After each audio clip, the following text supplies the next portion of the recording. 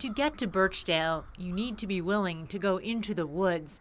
The road is rough, and your phone will lose its signal. In a century, this place has known a murderer, monks, and the magic of nature. That's part of its allure. This is the view that captured Helen Matthews' heart. She's American and still spends her winters in New York State. When it warms up, she comes here. I fell in love with the isolation, the beauty, the water, old cabins, the logs, and I essentially bought it on the phone.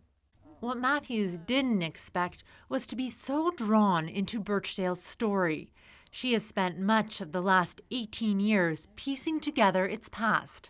I came here when I was 60, so I had a lot more energy. I'd have something to do forever. So this is like my last great adventure, right? And I would not be bored. But that was a very narrow view of this place because I was unaware of its history. So when that slowly built up, that was the essence of this place for me, its history, what it meant to people. So it all changed.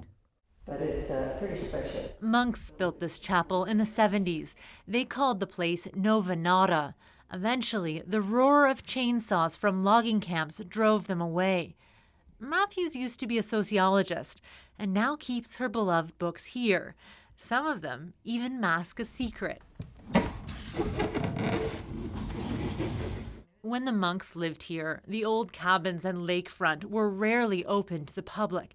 Matthews changed that. Over the past 18 years, Matthews has hosted paddling groups, yoga retreats, and even weddings. She says nearly every weekend people stop by who have some connection to this property. Many of the people with ties to Birchdale come back again and again and have become close friends.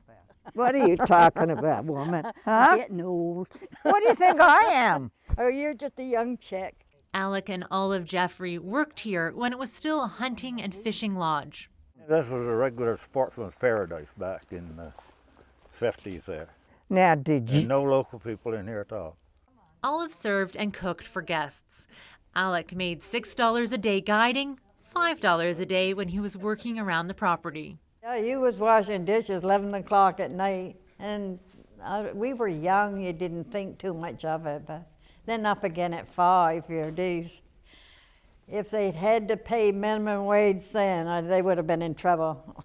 The lodge, which was built a century ago by the last man to be hung for murder in Yarmouth, is now full of plenty of nods to the past.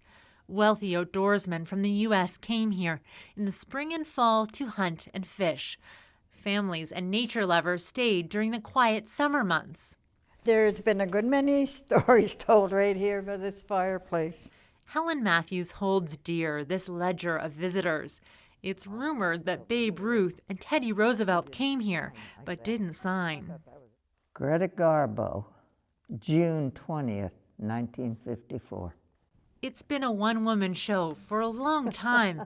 Matthews is now 78. She's had 2 heart attacks in 2 years. When Dorian hit, 50 trees fell, reinforcing her decision. She knows it's time to sell, but she's not entirely ready to let go. I refer to myself as the gatekeeper. That's what I've been. And this is a property that should belong to a Canadian and should belong to someone who cares about it and its history, and that will keep it open because it means something to people. Matthews has already turned down an offer. She's willing to wait years for someone who sees the potential and understands the value has more to do with heart than money.